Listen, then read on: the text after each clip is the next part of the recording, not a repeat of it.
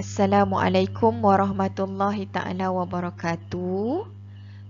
Apa khabar semua anak-anak? Ustazah harap semuanya dalam keadaan sihat walafiat. Baik, PDPR kita pada hari ini ialah mata pelajaran pendidikan Islam bersama dengan Ustazah Nabila. Baiklah, tajuk pembelajaran kita pada hari ini ialah bersuci daripada hadas. Baik, di akhir pembelajaran ini, Ustazah harap murid dapat yang pertama menyatakan maksud hadas besar dan pembahagiannya. Yang kedua, menyatakan hukum bersuci daripada hadas besar. Yang ketiga, menjelaskan perkara yang menyebabkan hadas besar. Baiklah anak-anak, kita tengok kepada maksud hadas. Okey, anak-anak ikut Ustazah baca ya. Hadas ialah kekotoran maknawi pada diri seseorang yang menghalang sahnya ibadah yang disyaratkan bersuci. Contoh, solat, tawaf dan menyentuh Al-Quran. Baiklah, kita tengok apa yang dimaksudkan dengan maknawi. Okey, maknawi ini ialah hadas besar atau hadas kecil. Baik, kita tengok apa yang dimaksudkan dengan hadas.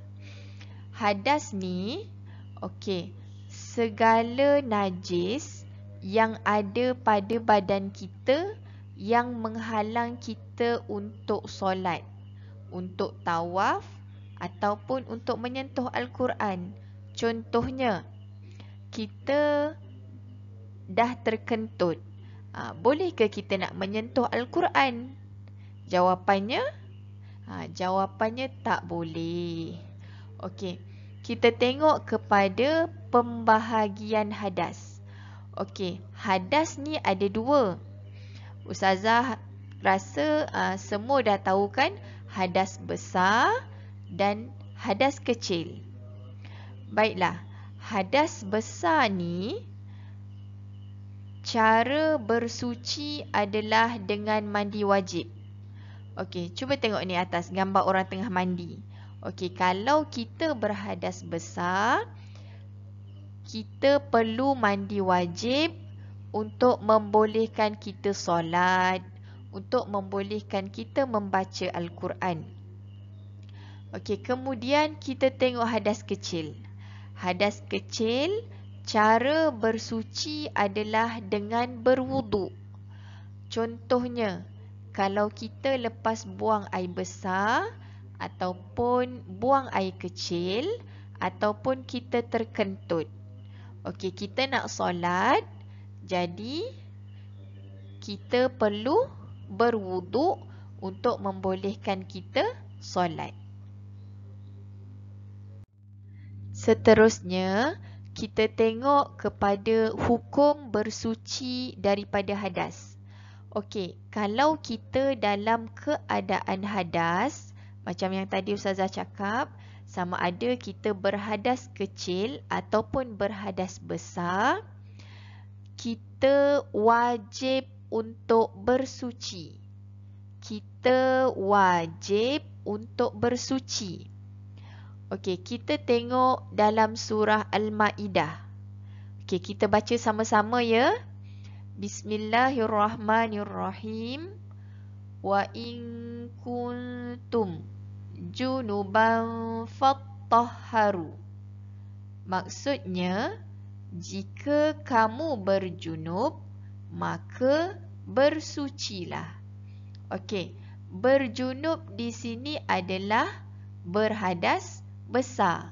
Okey, jadi apabila kita berhadas, sama ada hadas besar ataupun hadas kecil, kita wajib bersuci.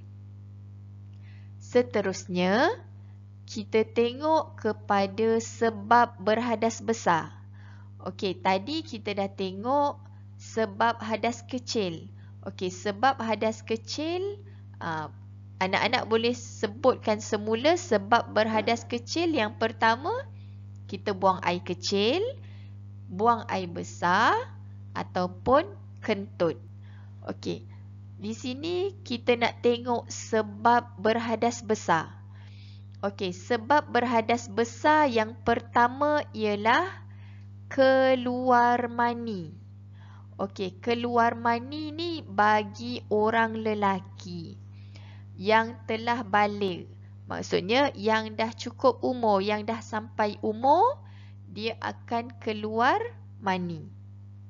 Okey, yang kedua, sebab hadas besar yang kedua ialah nifas. Okey, nifas ni adalah sejenis darah. Okey, darah yang keluar apabila seorang perempuan melahirkan anak.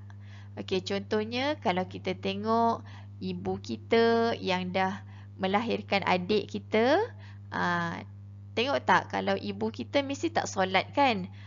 Kalau ibu tak solat tu, ibu sedang keluar darah nifas. Okey, seterusnya adalah wiladah.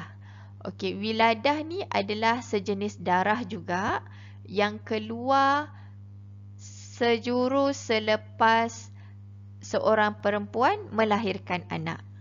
Okey, seterusnya sebab berhadas besar juga mati. Okey, jadi orang yang mati ni apabila dia dimandikan, dia perlu dimandikan dengan mandi wajib. Okey, seterusnya adalah haid. Haid ni adalah darah yang keluar daripada perempuan yang dah cukup umur. Okey, yang dah balik. Okey, anak-anak perempuan nanti yang dah balik, dia akan keluar darah haid. Okey, seterusnya sebab hadas besar yang terakhir ialah bersetubuh. Bersetubuh ini adalah untuk lelaki dan perempuan yang telah berkahwin sahaja. Baiklah, untuk tugasan hari ini, murid-murid diminta untuk buka buku aktiviti pendidikan Islam yang berwarna purple. Kemudian jawab soalan pada muka surat 79, 80 dan 81. Itu sahaja untuk pembelajaran pada hari ini. InsyaAllah kita jumpa lagi pada minggu hadapan. Assalamualaikum warahmatullahi wabarakatuh.